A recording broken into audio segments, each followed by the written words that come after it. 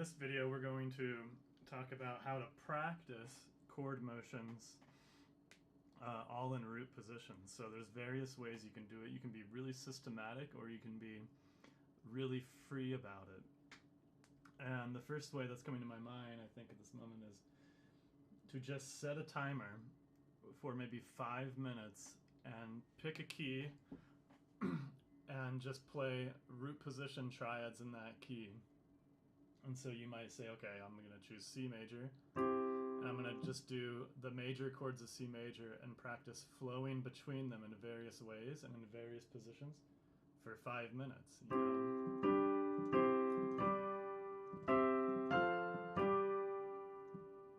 Just seeing kind of what comes up. Coming to a rest on C maybe.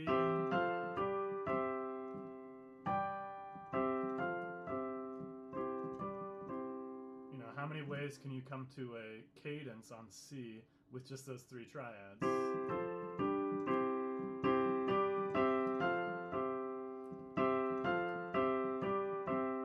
Coming to C from the 4 chord.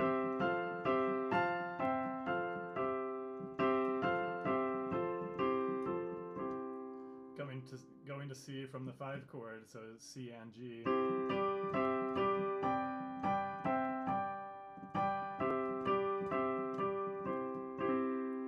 Using all 3 chords, can you come to rest on C? Can you come to rest on F? Can you come to rest on G? Here we go, moving to C, moving to G, moving to F.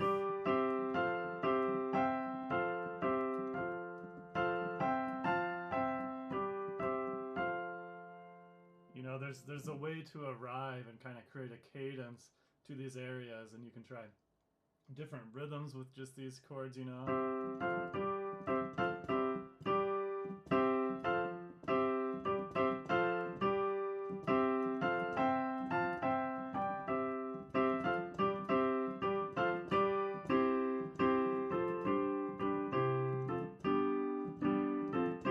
And then maybe I had to drop my left hand on the octave so I could get to another position of this chord. So that'd be like a free way of choosing the major chords.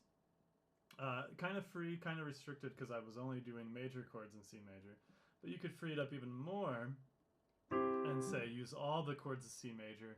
So that'd be C, D minor, E minor, F, G, A, and then you could choose B flat, B diminished, or B minor. And all these chords would be viable in the key of C. So you're interchanging both major chords and minor chords now, and just trying to keep a smooth motion of the right hand. But your left hand is always hitting whatever your left hand plays. It's always in this exercise going to be the root of the chord. So here we are, a little more free with all 7 chords, plus B flat major and B minor. So we got 9 chords there. So all 9 chords related to C major. Just trying to keep a flow.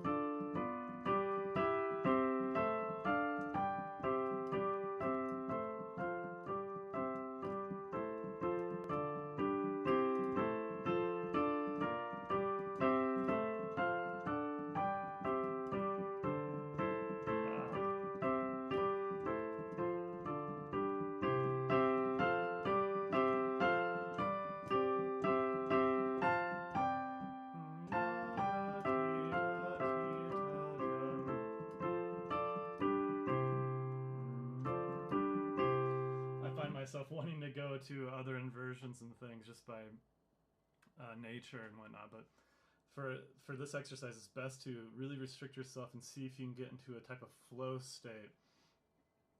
Pick a quarter note speed and see if you can just kind of strum along quarter note chords at that speed.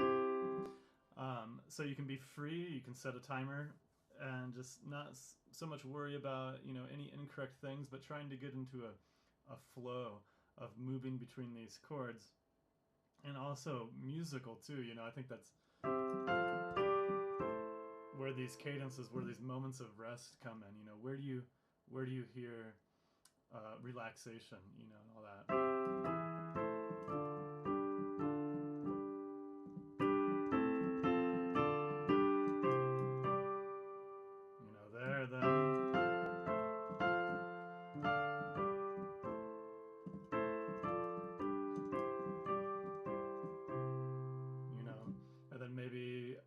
hint at a minor key if you've been a major for a while.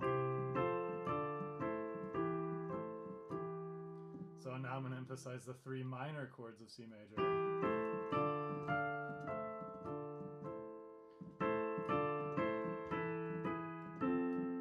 Couple majors. If you make E major, you can kind of tonicize A minor.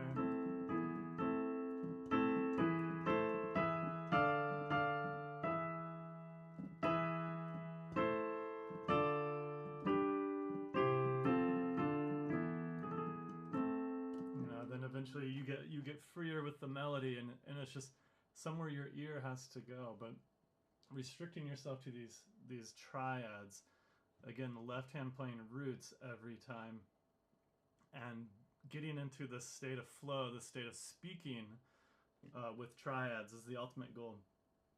So that's the free approach. Real fast, another approach that is, I think, more helpful than I'd want to admit, but maybe a little less musical, is picking a sequence, a motion of the roots. So maybe down by 3s, E, C, A, F, D, B. So taking these motions and sticking to it for the most part, maybe interjecting a chord or two every time you hear it going somewhere outside of the sequence, but...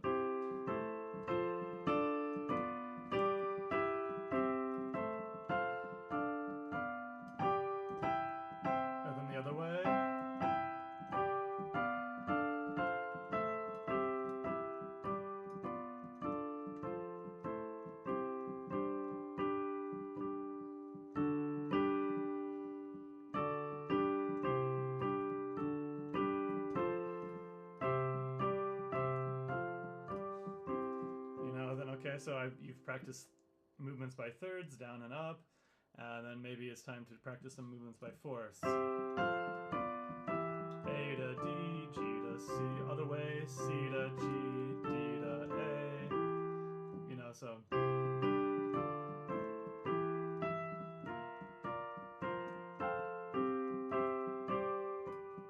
And there's ways to decorate that further too,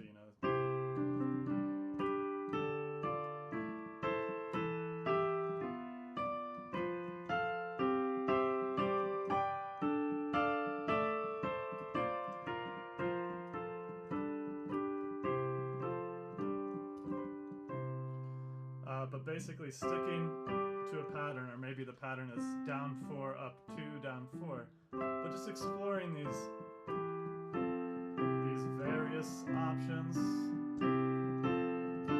Maybe down 3, up 4, down 3, up 4. So F, down 3 to D, up 4 to G, down 3 to E, up 4 to A, down 4 to F, up, down 3 to F, up 4 to B flat, down 3, up 4.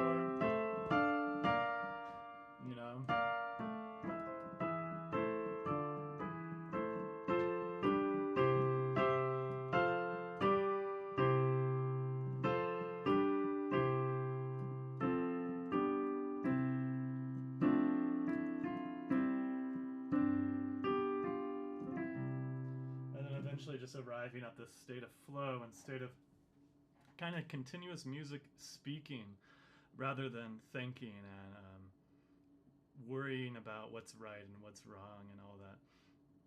And just kind of get into this flow, because ultimately these chords are like words, and we want to form these words into sentences. And we don't want to overanalyze them, but we want them in the hands. And sure, we want to avoid parallel fifths and things like that, but I really think with these two exercises, this free chord playing and the more kind of strict exercises, they'll really help your hand connect to this language of chord playing. The last thing I would say is that in general, especially when the chords move by seconds, hands go in contrary motion. And that's less important when the chords move by thirds and fourths. So that's just a little food for thought. That's an easy way to avoid parallels, is if you move the hands and opposite ways by default. All right, the video has hit 10 minutes, and I think that's a great place to stop. Maybe I'll make some videos in the future with some strict exercises, but it's up to you to do the free play with this type of stuff. Happy practicing to you. Bye-bye.